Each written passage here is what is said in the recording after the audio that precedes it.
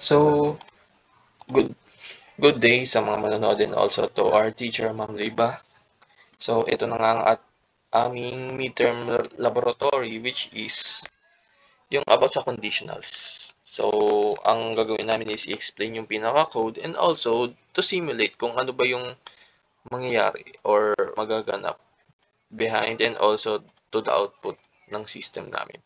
So, of course, let's start na. Then, first of all, mag-start tayo sa hashtag include IOStream, which is the header file library and also the standard library using namespace std. Then int main is the main string of our program. Then ito na sa pinaka system. Of course, ako kasi is nagde-declare muna ako ng identifiers and data types para mas madali siyang ma-debug. So ang ating identifiers na unang dineclare is yung user choice, which is a character. So, bakit nga ba siya character? Kasi nga, sa system namin, mamimili ang user ng kung ito. A, simple calculator. B, other even checker. C, or highest or lowest number checker. Or D is yung leap year. Also, nag-include ako ng features which is yung pag in-input niya yung 0 is mag-exit yung system. So, bale, ito dito lang umiikot yung buong midterm laboratory namin. So, now, meron na tayong identifiers. So, syempre, kailangan naman din natin ng literals. So, paano ba natin kukunin yung literals? Of course, with the use of scene. So, scene is console input. So, yung scene is magagamit siya when the user is inputting something. So, ito na yung prompt for user choice. So, ditong line na to is magi-input si user here. Dito mag-input si user ng kanyang choices kung A, B, C, D, or 0. Then yun. Or kahit ano pa man yan. Then, ito na nga, andito na sa condition. So, ito na si condition. Pag si user choice ay A, pupunta siya kay simple calculator. Gets? Simple calculator. Lowercase man yan or uppercase man yan na A, pupunta siya kay simple calculator. Else if, pag si user choice naman is pinili niya yung letter B, or letter B na kahit uppercase man yung lowercase, mapupunta siya kay odd or even checker. At the same, else if pag si user choice is pinili niya yung letter C, uppercase man yan or lowercase, mapupunta siya kay highest or lowest checker. And else if pag pinili niya naman yung letter D, regardless naman kung uppercase or lowercase yan, may condition naman tayo with the use of or, and mapupunta siya sa deep year checker. And else if pag user choice is 0, yung in-input niya, which is yung inad ko lang, bale, ayan, program shutting down, yung magiging kalabasan niya and mag-terminate yung program. Pag else naman, ang else is kahit ano pa man yan, kung wala sa choices na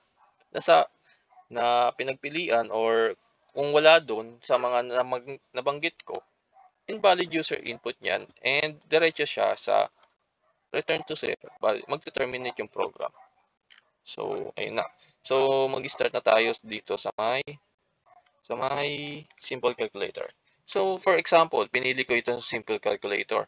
Of course, meron tayong declaration ng data types and identifiers. So, ang identifiers natin ay si username1, which is yung input 1, username2, which is yung input 2, the sum, difference, product, and quotient, which is yung mga based doon sa binigay sa amin ni Ma'am Leiba na need i-display. Then, ayun na. So, ito na nga sa data types float. So, bakit nga ba float? Kasi ang float is mayroon siyang decimals. So, what if gusto ni user ng decimals, ganito, ganyan. So, kaya ako ginamit yung float instead of int. Pero, kung whole numbers naman siya, pwede rin naman. Like, sa float, pwedeng whole numbers, pwede rin with decimals. So, yun. Then, of course, may prompt tayo sa first number. Then, sunod is literal for storing the identifiers, which is yung username1. So, lalagyan natin siya ng literals using the scene. Scene is for console input. Yan.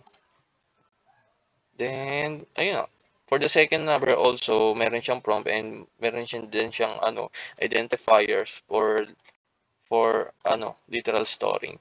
Then, ito na tayo sa mga operation. Of course, yung operation ng sum, addition, subtraction. Then ito is multiplication and operation for division. So, yung magiging value nila is i-store nila sa sum, sa difference, sa product, and sa quotient. So, after that, of course, yung sabi nga ni Ma'am Diba, yung i-display isa-isa lahat. So, ito na yun. Bali, the sum of user num1, which is yung input 1, and user num2, which is yung input 2, is yung sum, which is yung magiging value nito kung ano man yung in-input ni user, or ayun, kung ano man yung magiging value ng in-input ni user.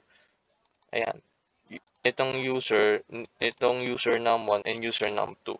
Bale, ayun, yung sum, yung difference, yung product, and quotient. So, bale, magkakaiba lang sila depende kung ano yung magiging value niyan. So, papakita ko rin sa inyo mamaya kung ano yung magiging value niyan nila. Then, next na tayo sa user choice B. So, sa user choice B is other event checker lang. So, of course, magde-declare tayo ng data types and identifiers, which is user number, which is yung kukunin yung number na i-input ni user. So, of course, may prompt tayo, enter a number, then meron tayong identifier for literal storing, kung ano yung magiging input, which is yung user number nga. Then, nandito na tayo sa may condition na or conditional statement. If user number is modulus 2 equals to 0, then ito na nga, even number siya. So, ito yung magiging condition na modulus 2 user number, which is yung input ng user, equals to 0, bale wala siyang parang remainder. Even number siya. Okay, gets. Then, kung else if naman, hindi. I mean, in this part, pwedeng else na lang siya, pero nilagyan ko pa rin siya ng else if para maging exactly yung niya. Kasi pag else, kahit ano na yun eh. Like, kahit anong niya, like, basta hindi yung sa unang condition is parang siya. Para sa akin is parang,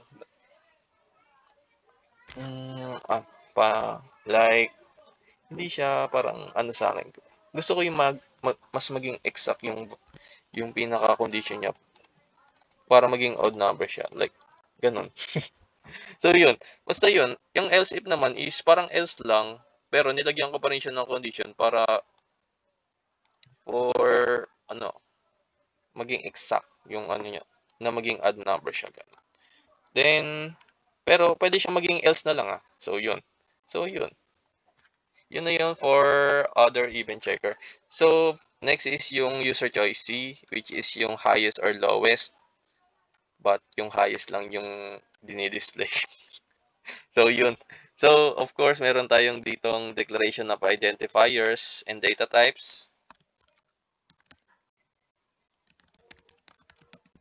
Yan, declaration of identifiers and data types, user num1, user number 2, user number 3, which is yung mga identifiers na kung saan natin i-store yung mga literals. So, of course, may prompt tayo sa first number, may prompt tayo sa second number, and may prompt tayo sa third number. So, pagkatapos ng prompt, of course, andyan yung like scene or console input kung saan natin ginagamit pag i-store. Ayan. Lahat sila meron. Then, ito na tayo sa may condition na natin. User number 1. Ito yung condition. User number 1 is greater than user number 2 and user number 1 is greater than user number 3. Then, magpiprint siya ng user number 1 is the highest number. Yun lang yun. Then, else if user number 2 is greater than user number 1 and here. Ito yung and here, itong dalawa. And user number 2 is greater than user number 3.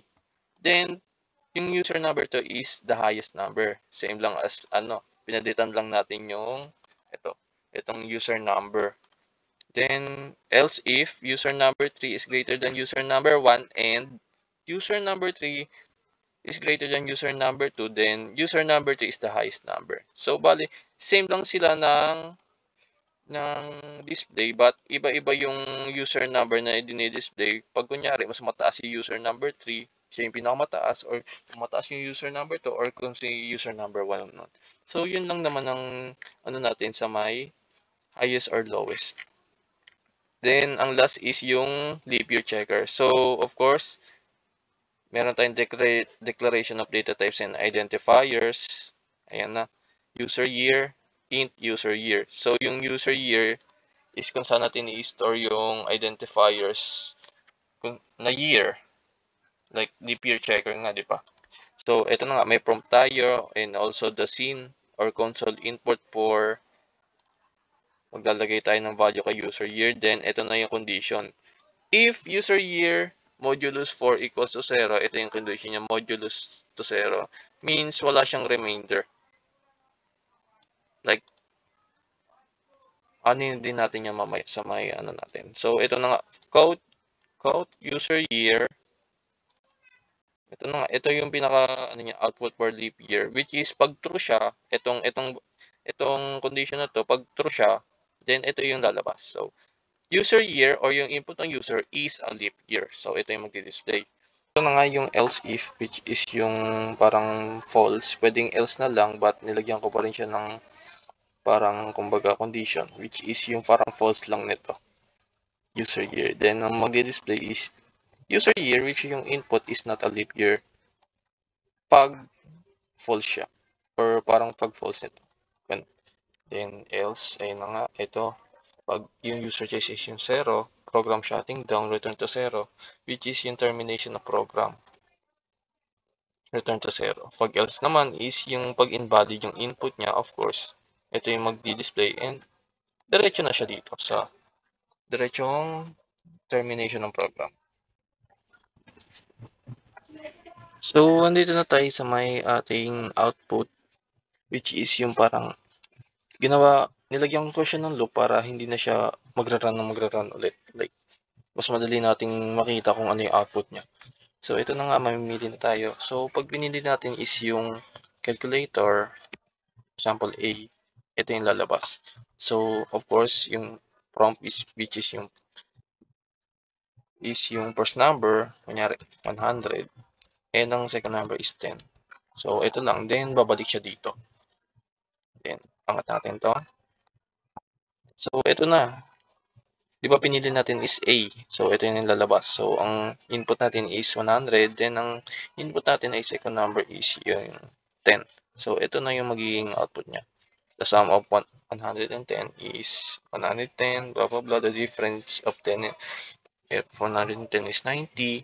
And the product of is 110 is 1,000. And the quotient of 10 of 110 is 10. So, tama naman. So, then next naman natin is yung other event checker, letter B. So, ito na nga, enter a number.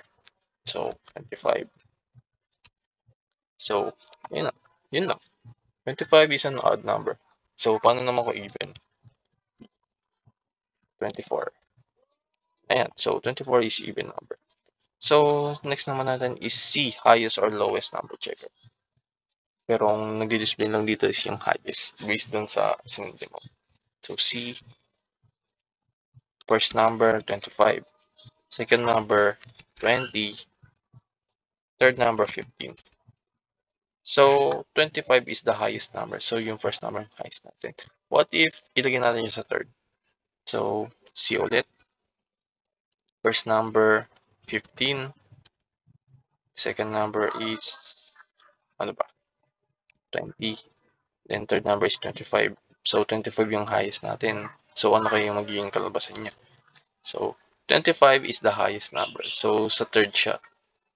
Means gumagana yung program. Then, yung pangatlo, yung panghuli is yung leap year checker. So, D. So, pag D, ano bang yun? 2024, which is leap year.